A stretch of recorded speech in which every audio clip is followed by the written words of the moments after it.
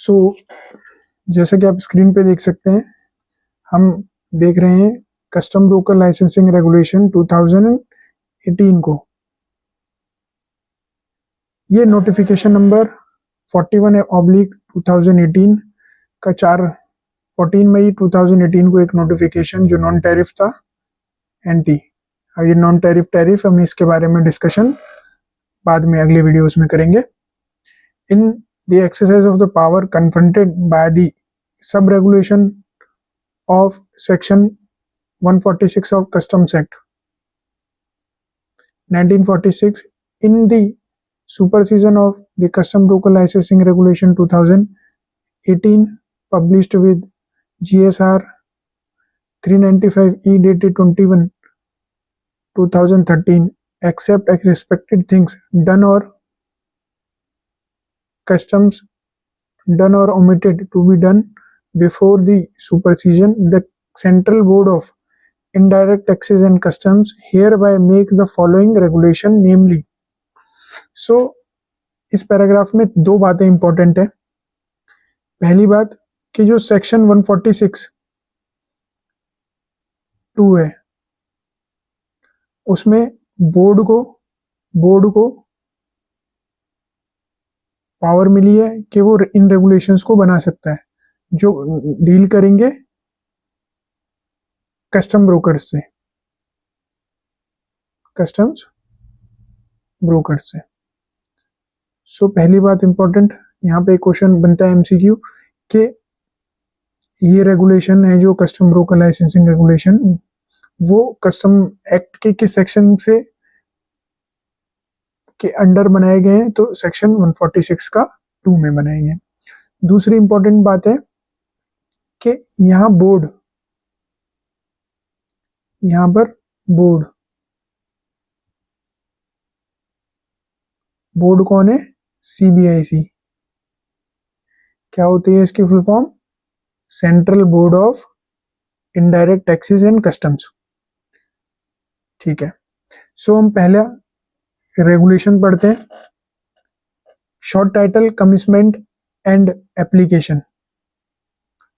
सो regulation 1 का sub regulation 1, या इसे हम बोलेंगे 1 का 1। ये रेगुलेशन का फर्स्ट रेगुलेशन का ये सब रेगुलेशन है 1। तो वो डील करता है किसके साथ? दिस रेगुलेशन में be called as custom broker licensing regulation 2018। So short में हम इनको क्या बोलते हैं? कस्टम ब्रोकर लाइसेंसिंग रेगुलेशन 2018 या CBLR 2018। 2, they shall come into force on the date on publication in official gazette.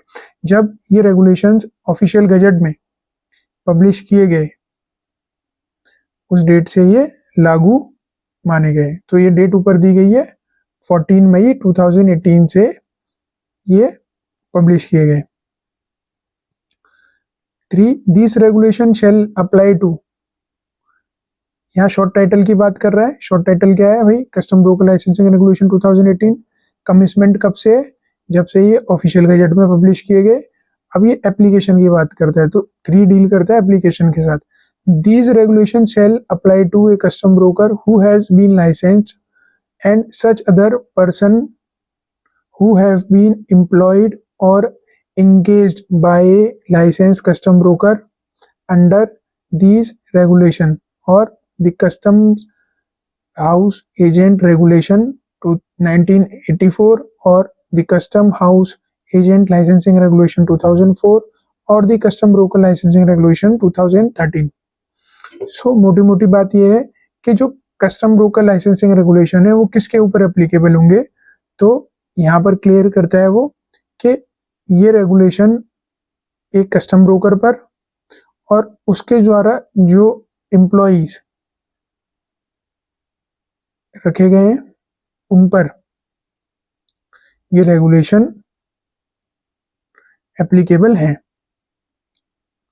Question number 4, every licence grant और renewed under this regulation shall be deemed to have been granted or renewed in favor of the licensee, or no license shall be sold or otherwise transfer. So ये fourth बात करता है कि जो licence किसी custom broker को issue होता है वो लाइसेंस उसी के नाम पर वो रिन्यूड किया जा सकता है, पर उस लाइसेंस का किसी को बेचा नहीं जा सकता है और ना ही उसे ट्रांसफर किया जा सकता है। सो ये भी एक इम्पोर्टेंट बात है कि जो कस्टम ब्रोकर्स लाइसेंस होता है वो नॉन ट्रांसफरेबल होता है प्लस नॉट फॉर सेल होता है। आप उसे बेच नहीं सकते हैं, ना ही आप किसी और को उसे ट्रांसफर करते हैं। सो हमने देखा रेगुलेशन नंबर 1।